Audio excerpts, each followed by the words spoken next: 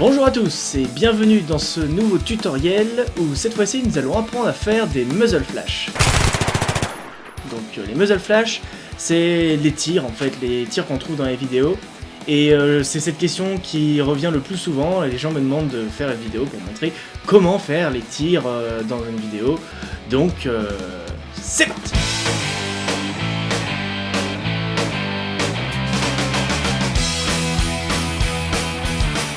Alors pour ce faire, nous allons utiliser le logiciel Adobe After Effects, que beaucoup d'entre vous connaissent, et le pack Action Essential 2 de Video Copilot.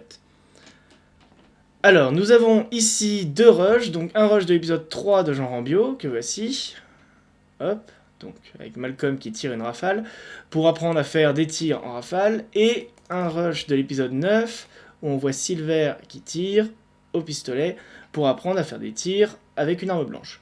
Parce que les deux se ressemblent au niveau de la pratique, mais il y en a une qui a quand même une petite différence. Pour l'arme automatique, il y a quelque chose en plus.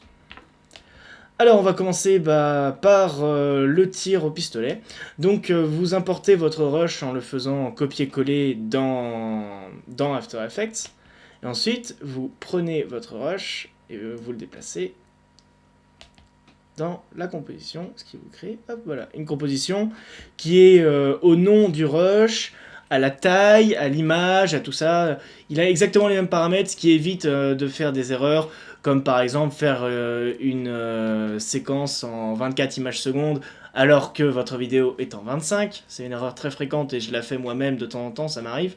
Ce qui permet ensuite de ne pas vous emmerder avec tous les réglages et tout.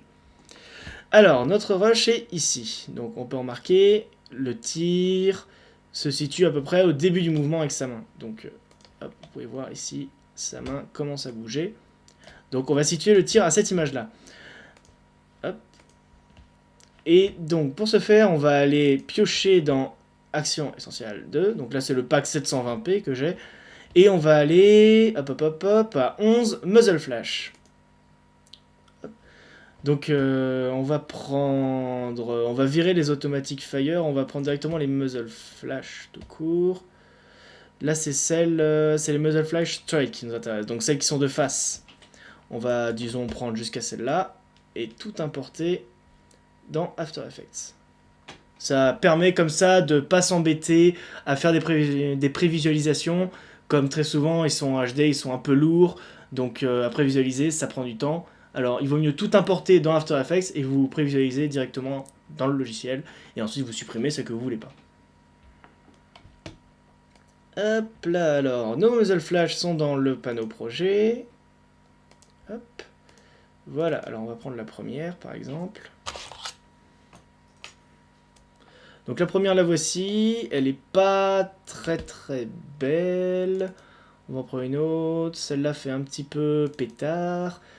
Celle-là est pas mal. Celle-là, j'avoue que je l'utilise assez souvent. Alors, dès que vous avez la muzzle flash qui vous convient, donc en fait, les muzzle flash sont, on les voit sur un fond noir, mais si jamais vous cliquez ici, vous pouvez vous apercevoir qu'en fait, le fond là est en alpha. C'est-à-dire qu'en fait, il est transparent. Dans ce rush-là, il n'y a que l'explosion au milieu qui est visible. Le reste, c'est invisible. Donc, si jamais vous désactivez le truc, ça le met en noir. Voilà. Donc on va faire glisser le rush dans notre composition. On peut ajuster l'image en glissant le rush ici ou juste le poser au début en le mettant là. On va s'arranger pour le mettre par-dessus, hop là, voilà exactement ce que j'ai pas fait, par-dessus le rush d'origine. Donc voilà, il est là. Et quelque chose de particulier, je crois que c'est dû que au pack 720p, c'est-à-dire que la première image se répète. Donc, ce qu'on va faire, c'est que c'est très simple. On va prendre la première image et on va la décaler. Si jamais vous avez une composition beaucoup plus grande, il vous faudra zoomer pour voir la première image et hop, vous la supprimez en la décalant sur le côté. Parce que sinon, vous vous retrouvez avec deux fois la même image. Ce qui n'est pas génial.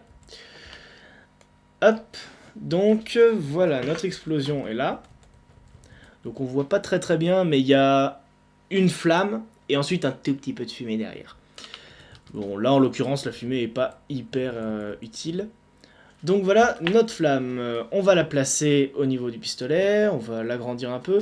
Donc pour l'agrandir, pour modifier l'échelle, vous déplacez les curseurs que vous avez sur le côté, et vous maintenez appuyé la touche majuscule pour maintenir l'échelle, et ça vous permet de l'agrandir comme ça, plutôt que de l'agrandir comme ça uniquement dans un sens. À moins que vous vouliez le faire uniquement dans un sens. Mais dans le cas là, c'est moche. Alors, on va la mettre bien ce truc. Vous pouvez vérifier ensuite en la faisant apparaître, disparaître dans le panneau ici, en activant ou désactivant l'œil. Voilà. Donc, actuellement, on a ça. Vous pouvez lancer une prévisualisation RAM en appuyant sur la touche 0 de votre clavier. Ça va vous lancer en fait une prévisualisation de votre vidéo. Si votre vidéo fait 30 secondes, le logiciel, à moins que vous ayez vraiment un ordi hyper puissant, sinon il n'arrivera pas à vous charger toute la vidéo. Au bout d'un moment, vous allez voir que le début de la vidéo qui a été chargée va s'en aller. C'est normal, c'est une prévisualisation RAM et donc ça pompe sur votre mémoire pour vous lire votre vidéo à vitesse normale. Donc sur des petits plans comme ça qui durent même pas une seconde, c'est assez pratique. Hop, donc ça vous permet de voir vraiment votre vidéo à vitesse réelle. Je vais couper le son parce que sinon vous allez douiller. Hop, donc voilà, vous savez, la vitesse réelle. On dirait qu'il danse, tiens, c'est mignon.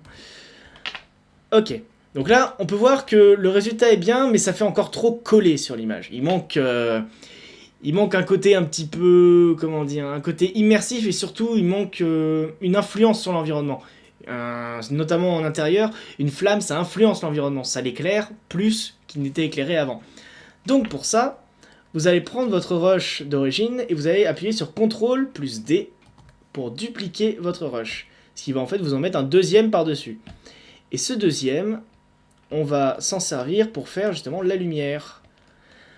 On va appuyer sur G pour créer un masque. Donc on va faire un masque tout autour de la zone qu'on veut éclairer.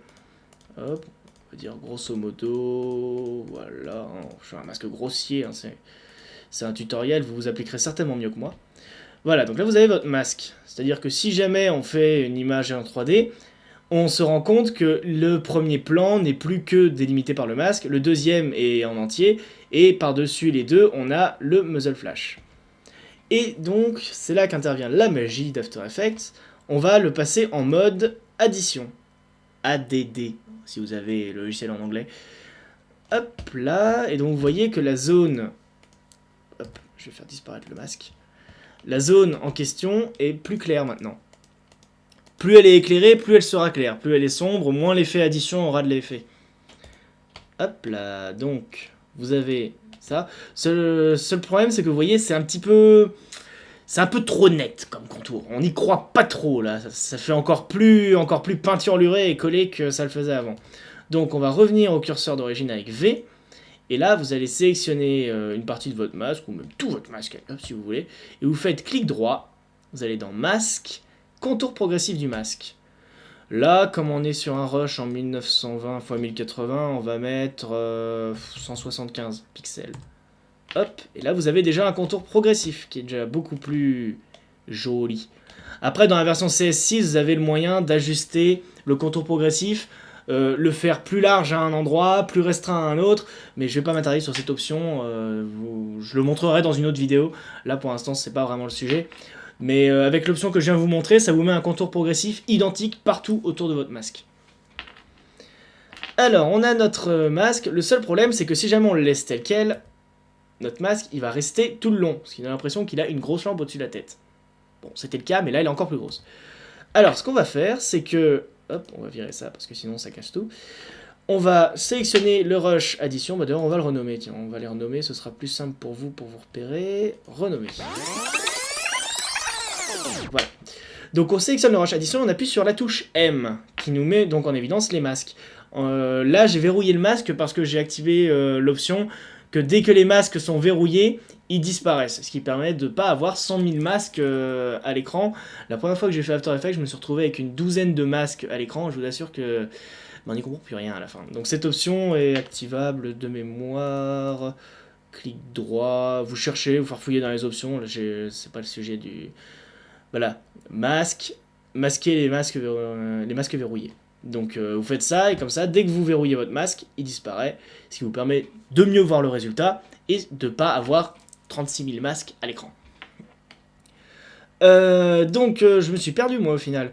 On va dans masque, on ouvre toutes les options du masque, et là on va rajouter des images clés, donc en pressant le chronomètre.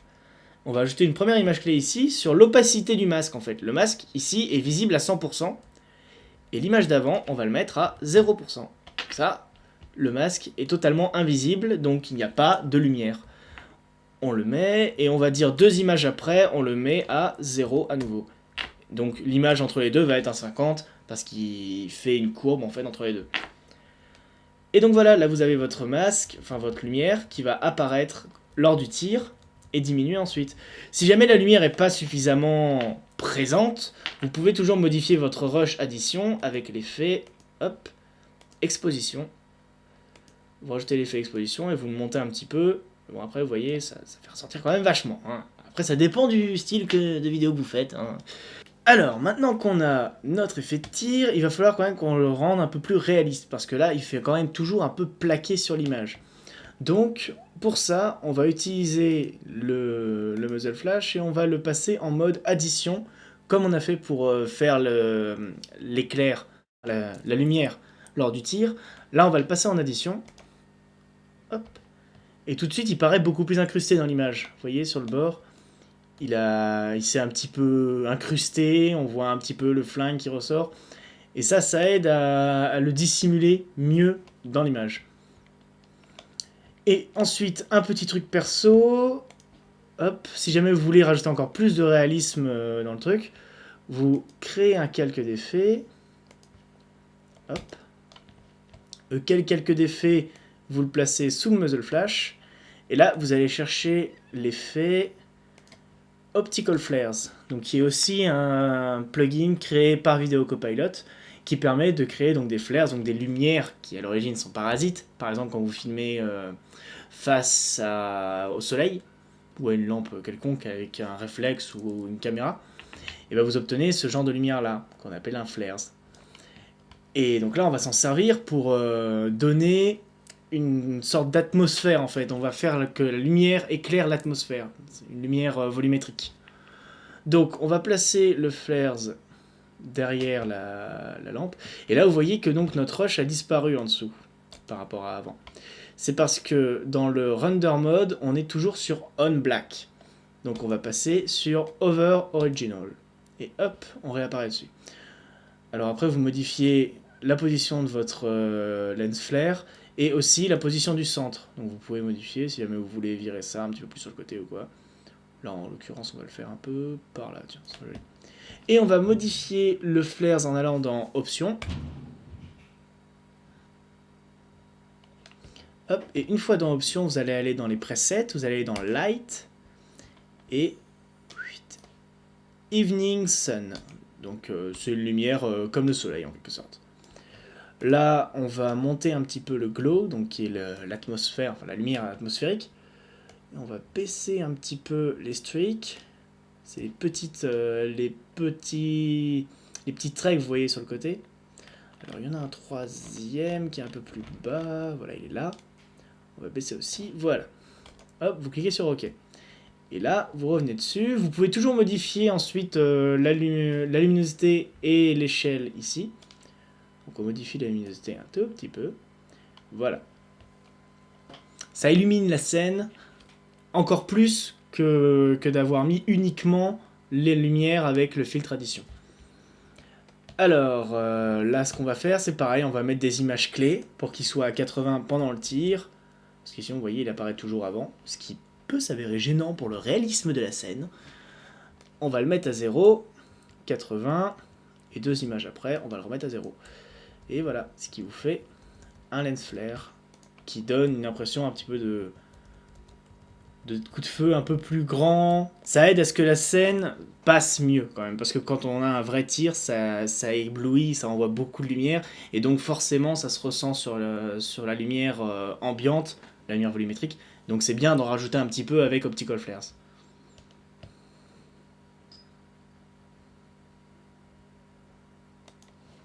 Donc si vous passez au ralenti, vous voyez bien le tir.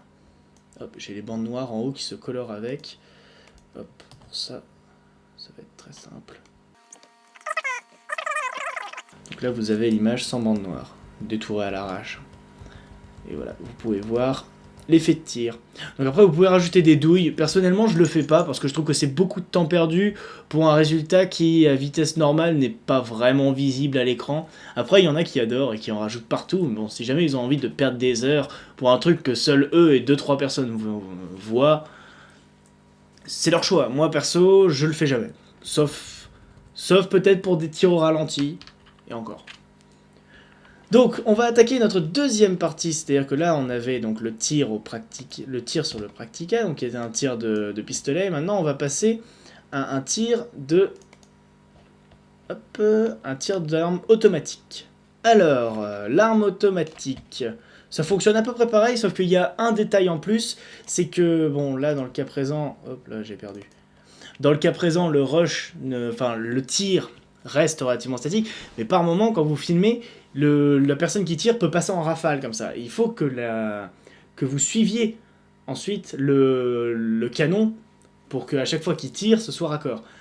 Alors, on peut le faire avec l'objet de suivi mouvement d'After Effects. Personnellement, comme c'est jamais des plans très très longs, je le fais toujours en manuel.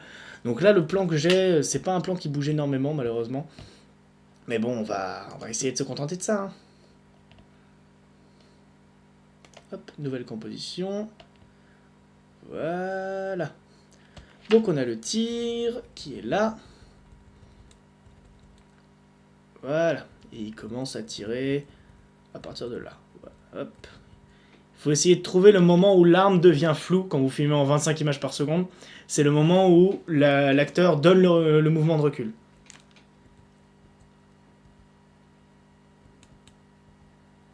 Ouais, on va dire à partir de là. Et pour ce faire, alors on va pas récupérer nos muzzle flash qu'on avait au début, on va retourner dans notre menu des muzzle flash. Et on va récupérer un automatic fire. Hop, hop, hop, hop.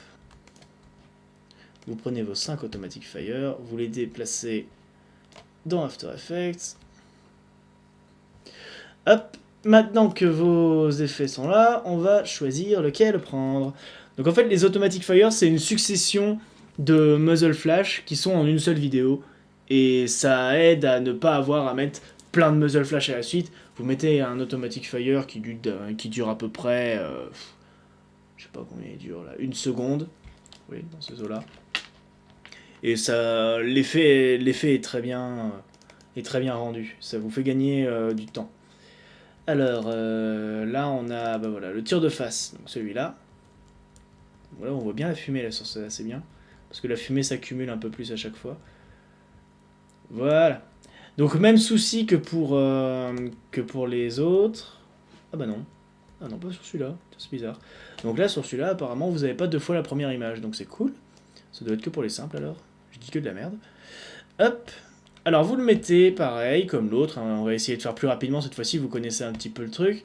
On va le mettre en addition pareil, on va dupliquer, hop, on va couper le son pour pas casser les oreilles. On va mettre un masque, hop, hop, hop, hop, hop, hop. Un masque rapide, yep. Voilà, on va passer celui-là en addition. On va mettre un compteur progressif de 150 et voilà, rouler jeunesse, c'est trop beau, ça marche, c'est rapide, c'est bien. C'est le résultat de plusieurs journées de travail. Pour apprendre à le faire aussi rapidement, vous allez voir, c'est quand même quelque chose qui est assez fréquent de faire des tirs et des explosions quand on fait des vidéos d'action. Donc c'est quelque chose qu'on prend très facilement en main après et qu'on fait... Disons qu'après on essaie de se fixer des challenges un petit peu plus élevés que de mettre plein d'explosions. Alors, le challenge dans le cas présent, c'est que le tir, il apparaît, disparaît, et il se déplace un petit peu, là, en l'occurrence. Mais on va quand même pouvoir faire un petit mouvement, ça va être bien. Ah non, il y a 2 fois la même image. Ouais, je suis pas con non plus. Je ne suis pas fou. Hop. Donc, le masque, on va faire comme pour l'autre, opacité du masque. On va le mettre à 100 ici, à 0 là. Donc vous avez 2 images, 0... 100, 0, 100, 0. Vous n'aurez jamais autant l'impression de ressembler à un robot. Et 0. Hop. Voilà, donc là vous avez votre lumière. Le seul problème, c'est que si vous regardez bien sur le dernier, le masque, il s'est déplacé avec le mouvement de caméra. Problème. Alors, ce qu'on va faire, c'est qu'on va mettre des images clés sur le tracé du masque. Le tracé du masque, en fait, c'est là où le masque est à un moment donné. Donc vous mettez une image clé ici, le masque va être enregistré à cette position, dans cette forme-là. Hop, je mets une image clé. Vous déplacez, et hop, le nouveau arrive. Donc là, vous déplacez un petit peu votre masque, et pouf, ça vous met une nouvelle image clé ici. Là. Oh, j'aime bien appuyer sur cette touche. Et donc vous voyez que le mouvement se fait automatiquement d'une image clé à une autre. Hop, on va en mettre une troisième ici. Là. Et voilà. Votre masque suit à peu près. Comme on a un contour progressif, de 150, on peut se permettre d'être à peu près approximatif. On n'est pas obligé de rester exactement au pixel près comme on le fera avec un tracé de mouvement. Donc on a suivi, et là maintenant on va faire pareil avec le Automatic Fire. Alors pour ça, vous allez le sélectionner d'abord, vous allez appuyer sur P pour avoir sa position, et vous allez venir à la première explosion. Hop, vous cochez le chronomètre, vous mettez une image clé. On va aller à la deuxième explosion, on va le redécaler un peu par là. Voilà. Et troisième explosion, on va le redécaler un peu par là. Voilà, comme ça suit le canon. C'est génial, c'est réaliste, c'est trop bien. Voilà. Alors, là, on a un tir de face. Mais il y a quand même un petit truc qui manque, c'est que on voit bien le cache-flamme qui enlève la flamme sur le bord, mais ça manque un petit peu de relief quand même. Alors pour ça, très simple, vous prenez par exemple le Automatic Fire 1, vous le mettez par-dessus, et là, vous allez le passer en 3D à l'aide du petit cube qui est là. Voilà. Vous le passez en 3D. Ensuite, vous cliquez sur W, donc qui est l'outil rotation, et vous faites tourner votre calque, là, voilà. Vous le décalez ensuite et vous le mettez ici. Vous passez ça en addition et vous allez tout de suite comprendre, ça fait un tir beaucoup plus 3D. Puisqu'en fait, ça donne l'impression qu'il y a le cache-flamme qui envoie la flamme de côté et l'autre qui envoie une flamme devant. Après, vous pouvez le redimensionner un petit peu si vous voulez le faire sortir beaucoup plus ou beaucoup moins. Là, par exemple, on va aller dans l'excès, hein, allez hop, pour une fois. Et voilà, là, vous voyez qu'il sort beaucoup plus. On va le faire ressortir comme ça pour que ça se voit un peu mieux encore. Hop. Voilà. Et donc, là, même topo, vous le déplacez rapidement. Hop, par contre, ça ne l'a pas mis au bon endroit. Hop là, ça va être mieux. Ça va être mieux, c'est mieux. Je l'avais pas incrusté au début. Problème. Alors pareil, position. Hop, on va mettre des images clés partout. Ça va être trop bien. Voilà. Et voilà. On va rajouter. Il faut pas hésiter à modifier vraiment. Vous voyez là par exemple, j'en ai une très courte. Hop là. J'en ai une très courte. Juste après, j'en ai une très longue. Après, j'en ai une moyenne. Ça donne comme ça l'impression que c'est vraiment aléatoire au niveau des flammes, que ce soit pas toujours la même flamme qui revienne et qu'on n'ait pas vraiment l'impression que ce soit un faux. Hey. Ok, alors maintenant qu'on est là, on a fait ça, on va faire le petit coup de Optical Flares, vite fait, bien fait. Et vous savez quoi? Je suis même un gros feignant, je vais, hop, allez, hop, voilà, parce que je suis un feignant. Hop. J'ai fait copier-coller de l'ancien. Alors, vous allez dans le sous-menu Effets. Là, vous allez dans Optical Flares. Et là, vous retrouvez votre luminosité qu'on a modifiée tout à l'heure avec les images clés qui sont là. Donc, on va les supprimer. Donc, parce que voilà, quand vous arriverez, vous n'en aurez pas. Vous allez sur la première.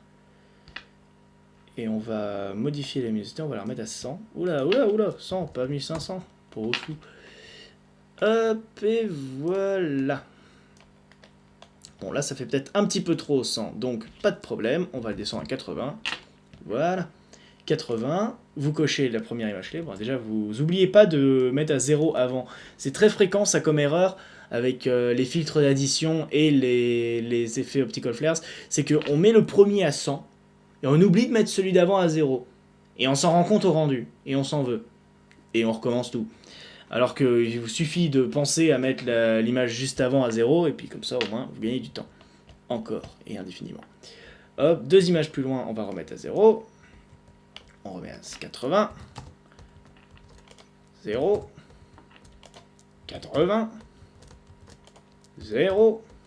Et 0. Non, pourquoi ça m'a mis? Ah oui, je comprends mieux. Hop, hop, hop. Voilà, donc ensuite on va modifier la position XY. Donc la position XY, c'est là où se trouve votre flares. Et le centre de la position du centre, c'est par là où va aller hop, l'espèce de petit truc que vous voyez sur le côté. Qui, là, voilà, ça. Qui, dans le cas présent, n'est pas très prononcé, mais quand vous vous prenez pour J.J. Abrams, par moment, ça peut être très très prononcé. Donc là, en l'occurrence, le centre, on va essayer de le remettre un peu au centre, voilà, à son vrai centre. Hop. Et donc, pareil, on va mettre image clé au début, et après si jamais vous voulez le modifier, vous remettez une image clé un peu plus loin, mais là en l'occurrence on veut vraiment le garder au centre, pour donner l'impression que c'est un vrai flares, donc on le garde, et voilà. Et vous avez votre rush avec vos tirs par-dessus. Bien évidemment, c'était une vidéo faite un petit peu rapidement, il y a quelque chose que je pourrais préciser pour les filtres d'addition, qui pourrait être très utile. Là je ne l'ai pas fait en l'occurrence, mais il me semble que dans la version de l'épisode je l'avais fait. C'est que vous pouvez mettre plusieurs masques, hein. Vous n'êtes pas limité à un seul, loin de là. Par exemple là j'ai mis de la lumière sur Malcolm parce que normalement il est éclairé, mais si jamais je voulais en mettre sur l'arbre qui est à côté de lui, je peux. Hop, c'est magique. Et donc même principe, masque, contour progressif, 150. Hop, on va raboter un petit peu par là parce que... Hop. Et ensuite, pareil, vous remettez... Alors, pour vous éviter de recopier-coller tout ce qui est opacité et tout ça, vous cliquez ici sur opacité du masque, ça vous sélectionne toutes les images clés de votre chronologie. Vous faites CTRL-C, vous allez sur le deuxième, vous faites CTRL-V et rouler jeunesse, ça vous a copié exactement les mêmes données. Gain de temps, encore et encore.